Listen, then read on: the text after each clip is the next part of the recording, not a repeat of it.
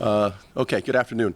When looking back at Sunday's game against Cincinnati's, we were obviously pleased by the way our punt team played, the way Corey punted the ball, the way we covered punts, flipped the field several times for our defense.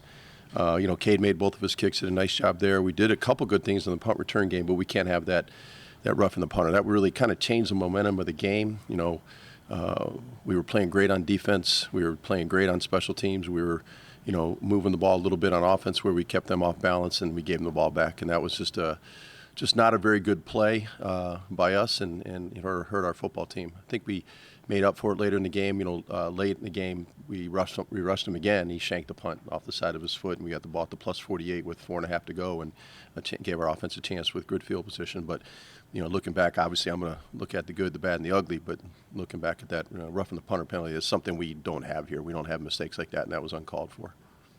What exactly happened on that play, Michael, when you talked to Tony after? Yeah, we knew somebody was going to get home, and we've been rushing the punt pretty well all year, and we've been close, unfortunately, 4 or 5 times this year. And he felt like as he got through there was no one there to block him, and he felt like he had a chance to block it, and he wasn't close enough in order to do what he did. If he was really close, I can understand, but he was still probably a yard or two away or a yard and a half away from really affecting the punt enough to try to block it, and he went for it, and it was a mistake. Looked like Cade wanted that shot at the end of the half. What was that conversation? Well, I'm looking at the yard line, and I told Coach what I thought was a good yard line to get to, and we weren't quite there yet. And Cade's over there campaigning, which I love. I love the competitiveness of the young guy. I kind of chuckled. Somebody said I was laughing, but I was smiling because I was pleased that he wanted to kick that, but he doesn't look at the big picture of, we have to cover with a lot of big people against a return man. They're going to put a guy deep like we would underneath the goalpost, and if he's short, they're going to bring it back. That's a hard thing to cover for, we have 2 D linemen on our field goal unit. We have 6 offensive linemen on our field goal unit. We have a snapper, a holder, and a kicker. So it's going to be tough to cover with those guys against a good returner. So that's why I'm glad we didn't kick that in that situation. Game winner, obviously, you have to. And I think we were close on the Hail Mary. So I think the percentages say go with the Hail Mary there. And, maybe it's 5 yards closer, maybe we go for it. Has he lobbied that hard before, or was that the most animated he's been about something like that? The end of the Atlanta game, when we were starting to get in field goal range, he was lobbying for a certain yard line. And I think, we never got to that yard line. So, but in terms of that, yeah, but it was great. I expect that from him. That's probably why I laughed and said, okay, well, I understand that's what you want. I think as we get more confident with him, he gets more confident and continues to mature as a young kicker. Maybe you do kick those, but you got to look back. He's had a couple block that were low. Those are the things that go through my mind all the time. And the weather was actually pretty nice. The wind was blowing slightly in that direction, so that would have been the direction to kick that in. So, but I was happy that he did that, and he is competitive and he's very confident, and I love that about him. Mike, as a coach, would you rather have a guy who's that animated on the sideline and wants to go for the 68-yarder? I've been the other way. I've coached kickers in the past, and they're like, "What do you think?" And they're like, and they kind of back into the shadows. It's like, I need a volunteer. They go, one of those deals. So I'd rather have it that way, absolutely. Like you mentioned the blocks. The last time you faced Baltimore, they managed to get a block on you guys. They've been very good at blocking kicks over the years. What makes them so good? Why are they so good at that aspect? I think Calais Campbell's 6'9". I think we're 6'8". It's a lot to do with it. And he's really good, and he's still as old as he is as a veteran. I'm not saying he's old, but as a veteran in this league, he does such a great job with his swim technique. He does a great job of getting in the A or B gap, sometimes a C gap when he swims, gets his hands up in the kick plane.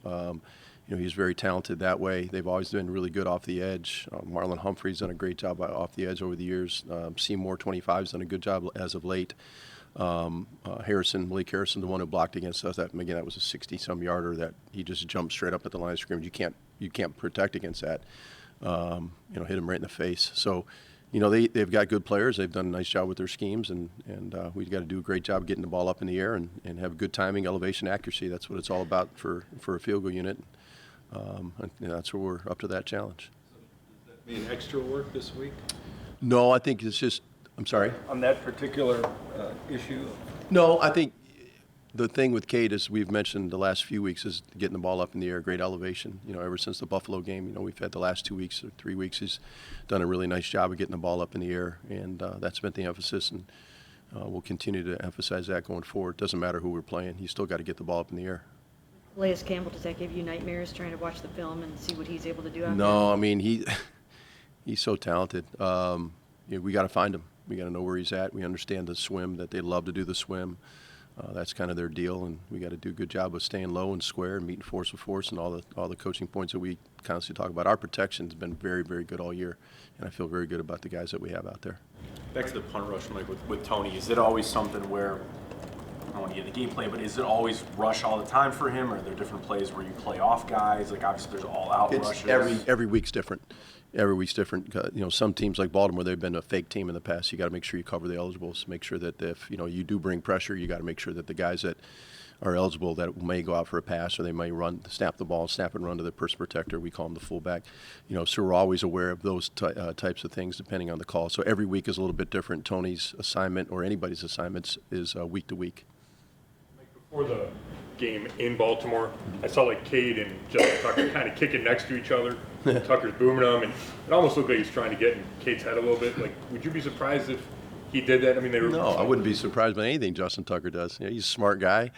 Every time I see him, I just kind of almost bow and say, Mr. Future Hall of Famer, because I have so much respect for him. But if he was messing with him, I'm sure Cade wouldn't affect Cade. Cade's going to go out there. I mean, Cade has the utmost respect for him as well for what he's accomplished in this league, and any young kicker would like to aspire to have that kind of success. But I wouldn't be surprised by that at all.